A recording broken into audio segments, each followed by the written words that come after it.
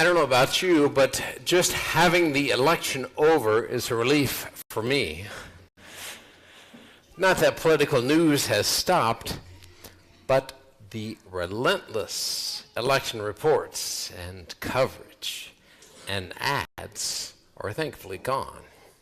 You know, a little bit like a cold front that clears away the heat from the oppressive sun on a late summer muggy day. Apocalyptic language, that is, language that seeks to lift the veil between this world and the next, often draws upon cosmic images to make its point more vivid, dramatic, and clear. The sun, the moon, and the stars watch over us, governing us from afar, like kings, presidents, and politicians do. For them to be darkened, fallen, and shaken suggests political and societal upheaval. In 1 year, in the year 69 AD, there were 4 Roman emperors. With the violence, murder, and civil war, each ascended to the throne. And as Vespasian, the last one, began his reign, his adopted son entered Jerusalem, toppled the temple, destroyed the city, and killed Jews by the thousands. Political and societal upheaval indeed. Jesus had prophesied the temple's destruction. Its fall was Jesus' vindication. It proved that he is God's true prophet and Messiah. And Jesus helps us to understand the deeper meaning of this by applying to himself words from the prophet Daniel about the Son of Man coming in the clouds with great power and glory. The Son of Man coming in the clouds with great power and glory. The scholar N.T. Wright puts it this way. He said in Daniel, this is not about the return of the Son of Man to earth, as we might envision it, but about his coming to God after suffering.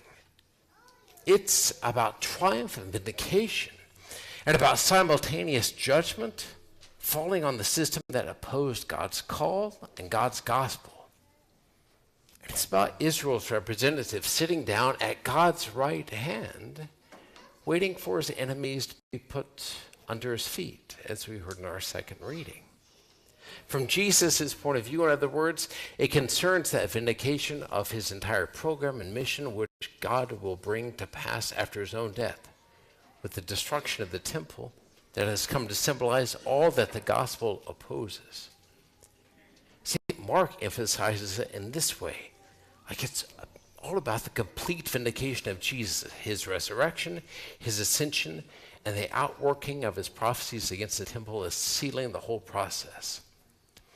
You see, the destruction of the temple that occurred in 70 A.D. and Jesus' death, resurrection, and ascension are all part of the nexus of events that prove him true and are signs of God's stamp of approval, which ushers in the final age in which we all live. That's also what we heard in Daniel today. At that time your people shall escape, everyone who is found written in the book. Many of those who sleep in the dust of the earth shall awake. Some shall live forever, others shall be in everlasting horror and disgrace. But the wise shall shine brightly like the splendor of the firmament, and those who lead the many to justice shall be like stars forever. I mean, this concerns the vindication, the proving right of Jesus, but also the vindication of those who will work with him, maybe even suffer with him to set things right in this world according to the one who has already been raised from the dead. Heaven and earth will pass away, but only the Father knows when. What matters is grounding our life in that which never does, our Lord Jesus' words.